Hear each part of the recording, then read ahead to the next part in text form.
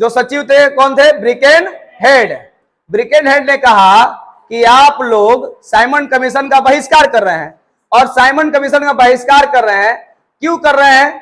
तो कह रहे हैं कि भैया इसमें कोई भी भारतीय शामिल नहीं है। अब इनका एक ही का नाम था, भारतीयों के पास इतना ज्ञान ही नहीं है कि वो संविधान बना सके। तो कांग्रेस ने कहा ऐसे काहे बोलते हैं, हम संविधान बना सकते हैं। तो फिर ब्रिकेन हेड ने एक चैलेंज किया था, ऐसा रिपोर्ट बनाइए, ऐसा संविधान बनाइए जो सभी दलों को मान्य हो, है ना, सब दल मान सके। अब इसके लिए ही ये नेहरू रिपोर्ट आया, लेकिन जो अंग्रेज चाहते थे क्या बोलते हैं, तोड़ मोड़ करना, तो वही हुआ। क्योंकि कोई भी चीज अगर कांग्रेस को पसंद है तो मुस्लिम लीग को पसंद नहीं होगा, और जो मुस्लिम लीग को पसंद है वो कांग्रेस को पसंद नहीं होगा। तो नेचुरल है सभी दल एक साथ नहीं आएंगे। चलिए आते हैं नेहरू रिपोर्ट देखते हैं। तो भाई यहां पे देखिए, कांग्रेस ने जब साइमन कमीशन का बहिष्कार किया तो सचिव कौन? ब्रिकेन हेड। यहां पे देखिए 24 नवंबर 1927 को भारतीयों के सामने एक चुनौती रखी कि वह एक ऐसे संविधान का निर्माण करे जो ब्रिटिश संसद के समक्ष पेश करे, जिसे भारतीय जनता और सभी राजनीतिक दलों का समर्थन प्राप्त हो। यहां पे आता है, भारतीय मंत्री ने ब्रिटिश संसद के सामने यह कहा कि भारतीय कभी भी एकजुट होकर संविधान का निर्माण नहीं कर सकते। ये जानते थे कभी नहीं कर सकते, कांग्रेस बीजेपी एक साथ पे थोड़ी आएंगे। अगला बात आता है, 8 मई 1928 को इसी विषय पर विचार विमर्श हुआ। अब एक अध्यक्ष बने कौन? डॉक्टर अंसारी। ये हर जगह अध्यक्ष बनते हैं ना, जब जब तब अध्यक्ष यही बनते हैं। तो अध्यक्ष बने और सर्व दलों को बुलाया गया। कितने दल आए थे? 29 दल। फिर एक अधिवेशन हुआ, यानी बैठक हुई 10 मई 1928 को। इस बार कहां हुआ? मुंबई। दूसरा सर्वदलीय सम्मेलन। अब इसमें यह फैसला लिया गया कि मोतीलाल जो नेहरू है वो अध्यक्ष होंगे, और एक संविधान निर्माण करने के लिए एक समिति गठित की जाएगी। यहां पे 7 सदस्य लिखा हुआ है, लेकिन होगा एक मोतीलाल जी नेहरू के द्वारा 8 हो जाएगा। ठीक है, 7 + 1 8। चलिए अब देखते हैं यहां पर सदस्य कौन कौन थे। एक तो पहले अध्यक्ष थे मोतीलाल नेहरू। अब यहां पे सभी दल को रखना है, तो यहां पे देखिए तेज बहादुर सप्रू लिबरल पार्टी, सर अली इमाम और शोएब कुरैशी मुस्लिम लीग 1 2, MS अणे और MR जयकर हिंदू महासभा, मंगल सिंह सिख समुदाय, NM Joshi labour party, GP प्रधान नॉन ब्राह्मण और सुभाष चंद्र बोस कांग्रेस। यानी देखा जाए तो कांग्रेस से 2 लोग थे, या देखा जाए तो कांग्रेस एक ही हो जाएंगे। कैसे ही हो गए आपके? किस पार्टी से? स्वराज पार्टी से। कितने हुए टोटल?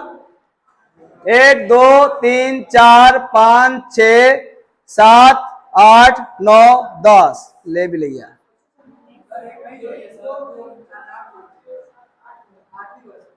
कैसे? तो ई वाला पार्टी था ना। अच्छा चलिए ठीक है, ये सदस्य हुआ। अगला बात करते हैं, यहां पे बार बार साथे कहा जा रही। 7 सदस्यीय समिति ने अपनी रिपोर्ट प्रस्तुत की कब? जुलाई में।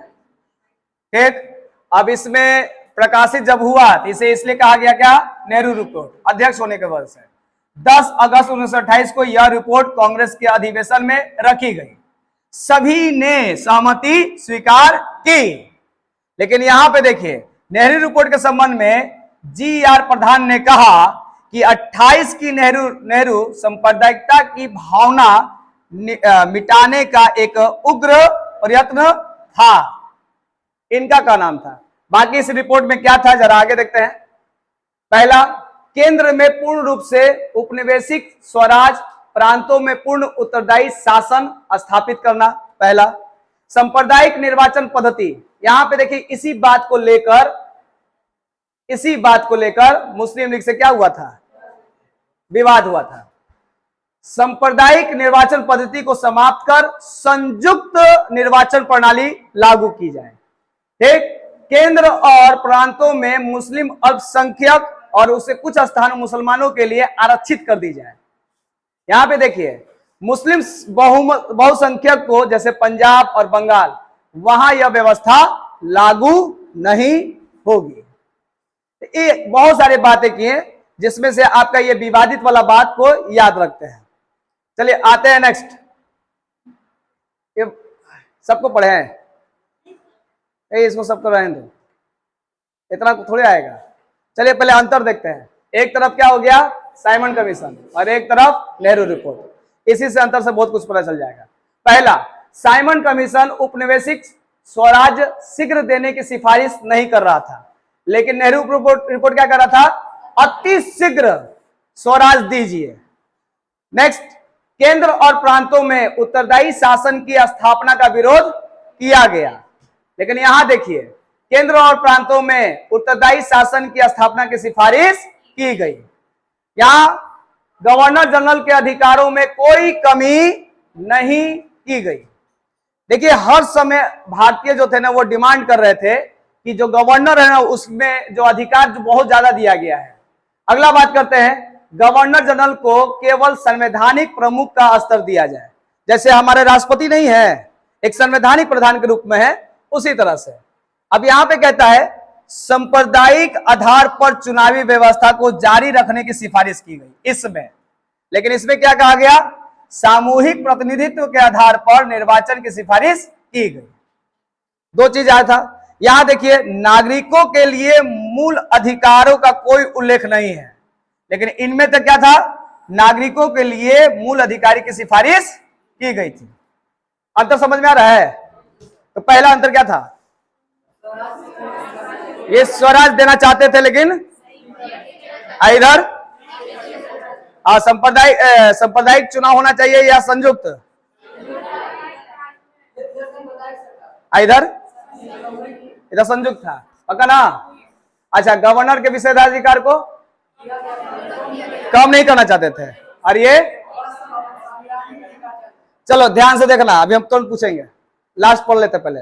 यहां पे देखिए, वयस्क मताधिकार के आधार पर प्रत्यक्ष चुनाव कराने की सिफारिश नहीं की गई थी। यहां पे देखिए, वयस्क मताधिकार के आधार पर प्रत्यक्ष चुनाव कराने की सिफारिश की गई थी। यहां है, भारत के लिए प्रतिरक्षा समिति, संघ लोक सेवा आयोग तथा उच्चतम न्यायालय इत्यादि की स्थापना का कोई उल्लेख नहीं था, लेकिन इसमें क्या था, सुप्रीम कोर्ट का, प्रतिरक्षा समिति का, यूपीएससी की स्थापना की सिफारिश की गई थी। ये एकदम टोटली अंतर है। इसीलिए हम साइमन कमीशन रिपोर्ट नहीं पढ़ रहे थे और इसीलिए नेहरू रिपोर्ट नहीं पढ़ रहे थे। इस दोनों अंतरों से मेरे ख्याल से दोनों रिपोर्ट क्लियर हो जाता है।